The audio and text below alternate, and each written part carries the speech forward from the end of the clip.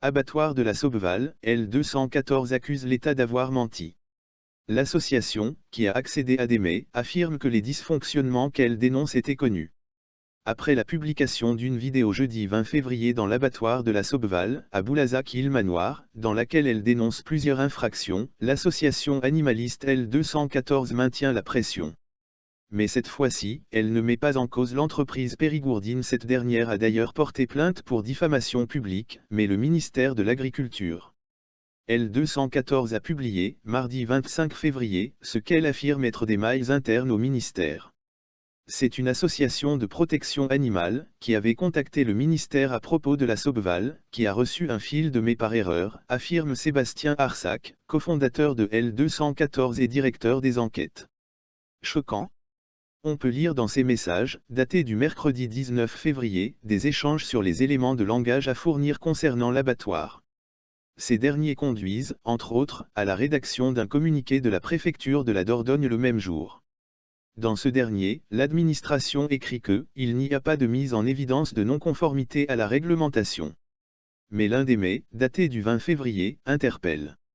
Il provient de « quelqu'un de la Direction Générale de l'Alimentation ». Note de la rédaction, Direction Générale de l'Alimentation.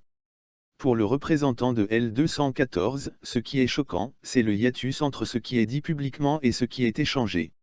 Demande de démission. L'association juge que, la préfecture, les services vétérinaires, les services du ministère et le ministre lui-même, ont sciemment choisi de mentir et se servent d'éléments de langage pour masquer une réalité reconnue par leurs services. Elle demande la démission du ministre Didier Guillaume. Sollicitée, la préfecture de la Dordogne a indiqué qu'elle ne communiquerait pas à son échelle mais qu'une réponse viendrait du ministère de l'Agriculture. Ce dernier n'a pas répondu aux sollicitations de Sud-Ouest, malgré plusieurs appels, mais a publié un communiqué ce mardi soir, réclamant une enquête approfondie, lire ci-dessous. Un rassemblement citoyen. La vidéo suscite par ailleurs des réactions dans la population. Un rassemblement est organisé, samedi 29 février à 14 h devant le tribunal de Périgueux par Jessica Roger, qui se qualifie de « citoyenne lambda ». Elle souhaite attirer l'attention des pouvoirs publics et juridiques sur la gravité des pratiques de l'abattoir La Saubeval. Un ancien ouvrier de l'abattoir, qui a démissionné la semaine dernière, devrait témoigner. Une enquête approfondie. Suite à ces révélations, mardi 25 février, le ministère de l'Agriculture a publié un communiqué assurant que l'abattoir de Boulazac ferait l'objet d'une enquête approfondie. La Direction Générale de l'Alimentation, diligente une nouvelle inspection de l'établissement Saubeval, a indiqué le ministère. La Brigade nationale d'enquête vétérinaires et un référent national abattoir seront présents dès demain, mercredi 26 février, sur site. Un rapport complet doit être adressé vendredi 28 février au ministère de l'Agriculture. Abattoir Saubeval, le ministère de l'Agriculture annonce une enquête approfondie après la vidéo de L214. L'association de défense des animaux L214, qui dénonçait des infractions multiples, réclame la fermeture d'un abattoir de veaux en Dordogne. L214 en avait demandé la fermeture. Un abattoir de veaux situé en Dordogne, dénoncé par l'association de défense des animaux, va faire l'objet d'une enquête approfondie, a annoncé mardi le ministère de l'Agriculture. La Direction Générale de l'Alimentation, diligente une nouvelle inspection de l'établissement Saubeval, a indiqué le ministère dans un communiqué publié mardi dans la soirée. La Brigade nationale d'enquête vétérinaires et un référent national abattoir seront présents dès demain, mercredi, sur site pour une enquête approfondie. Un rapport complet sera adressé vendredi matin au ministère, poursuit-il.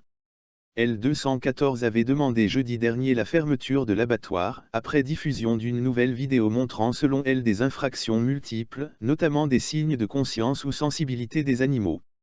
Les autorités n'avaient de leur côté assuré n'avoir pas décelé de non-conformité à la réglementation.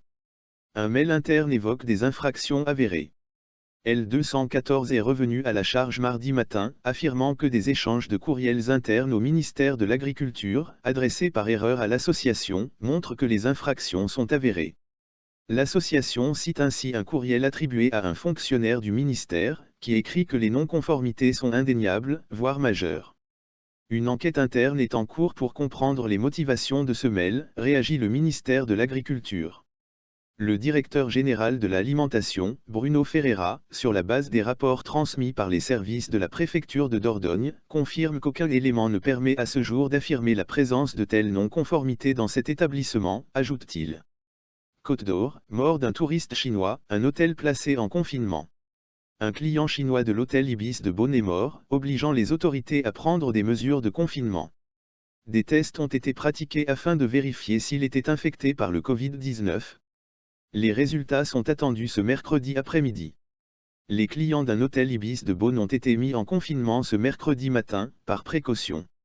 Cette mesure fait suite à la mort d'un touriste chinois qui a déclenché l'inquiétude au sein du complexe hôtelier.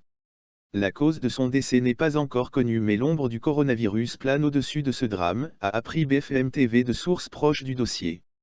Seuls les clients qui ont été en contact avec la victime sont maintenus à l'intérieur de l'hôtel. 2 agents de la police scientifique, dépêchés sur les lieux, sont également placés en confinement. Les résultats des tests attendus. Des tests ont été pratiqués. Les résultats seront connus ce mercredi en fin de journée, a indiqué à France 3 Bourgogne le groupe hôtelier Accor. Ce mercredi, 3 nouveaux cas de coronavirus ont été recensés en France. L'un d'entre eux, un Français de 60 ans, est mort à Paris dans la nuit de mardi à mercredi, a annoncé Jérôme Salomon, directeur général de la santé. Rauchy victime de harcèlement homophobe, l'amour plus fort que la haine. Est-ce qu'on va un jour en finir avec la haine et les injures? Est-ce que quelqu'un viendra leur dire qu'on s'aime et que c'est pas impur, chante Rauchy dans sa chanson Amour censure. Des paroles d'autant plus évocatrices au moment où la jeune chanteuse fait l'objet d'une campagne de haine sur les réseaux sociaux. Commentaires homophobes, menaces de mort et appel au harcèlement, l'interprète de Ta Marinière a choisi de ne pas se taire et de dénoncer la vague de haine qu'elle subit sur les réseaux sociaux, relayant quelques-uns des messages les plus abjects qu'elle a reçus. L'origine de ce harcèlement. La prestation remarquée de la jeune femme aux Victoires de la musique, où Rauchy était nommée dans la catégorie Révélation scène. À la fin de sa chanson, Amour censure, l'artiste avait embrassé une danseuse devant les caméras. Et si cette prestation a déclenché une vague de haine, encouragée par des comptes et des groupes homophobes, elle aura aussi suscité la mobilisation de nombre de personnalités, qui expriment leur indignation et leur soutien à Rauchy, qui conclut sur Twitter, il n'y a que de l'amour sincère. Répondons à la haine par l'amour. Judy, Renée Zellweger prête ses traits à l'actrice Judy Garland dans le biopic sur la célèbre actrice. Qu'en pensent les critiques? Renée Zellweger dans la peau de Judy Garland, c'est le pari un peu fou du réalisateur Rupert Gould. Dans Judy, l'actrice de Bridget Jones incarne la comédienne du magicien d'Oz à la fin de sa vie, épuisée d'être une star mondiale et aspirant à retrouver une vie plus traditionnelle. Pour ce rôle, Renée Zellweger a décroché l'Oscar de la meilleure actrice en 2020. Et c'est amplement mérité, si l'on en croit les premières critiques presse, un film et une interprétation déchirant pour le Parisien, Renée Zellweger se livre corps et âme dans un rôle exigeant, offrant une performance magistrale juge Télé Loisirs.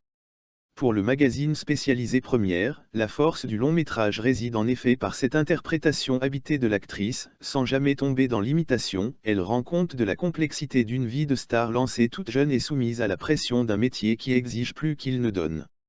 Et finalement, elle nous parle autant d'elle que de Judy Garland. Toutefois, caster Renée Zellweger dans ce rôle exigeant semble être la seule originalité de ce biopic, inspiré de la comédie musicale End of the Rainbow. De nombreux critiques rappellent que Judy coche toutes les cases du genre. Le Point note en effet que ce biopic touchant est résolument classique dans sa forme, tandis qu'Écran Large juge le film prévisible, attendu. Propre.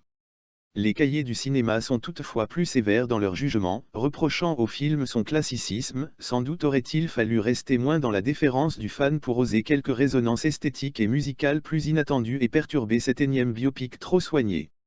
Judy devrait donc satisfaire les amateurs du genre, mais laisser de côté les spectateurs qui attendent une proposition originale. Renée Zellweger chante-t-elle vraiment? Judy Garland était une actrice mais également une chanteuse. Elle a donné de la voix dans de nombreuses comédies musicales, comme Le Magicien d'Oz, mais aussi dans Une étoile est née.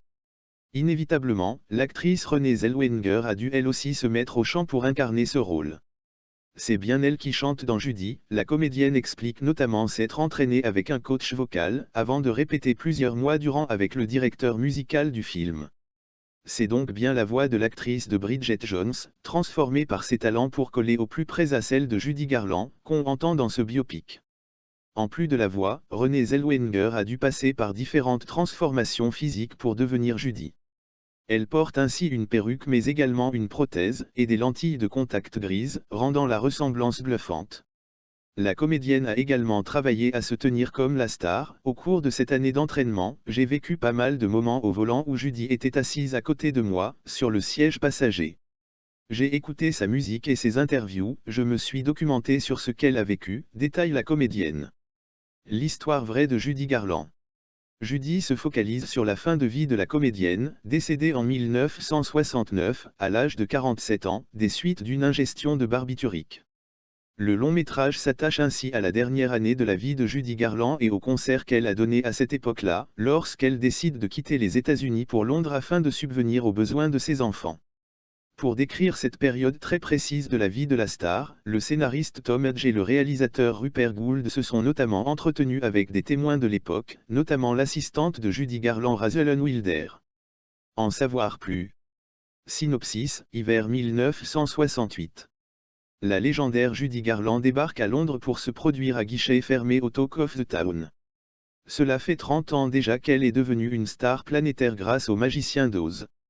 Judy a débuté son travail d'artiste à l'âge de 2 ans, cela fait maintenant plus de 4 décennies qu'elle chante pour gagner sa vie.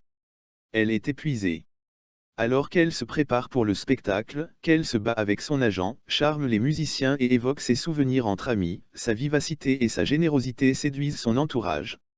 Hantée par une enfance sacrifiée pour Hollywood, elle aspire à rentrer chez elle et à consacrer du temps à ses enfants.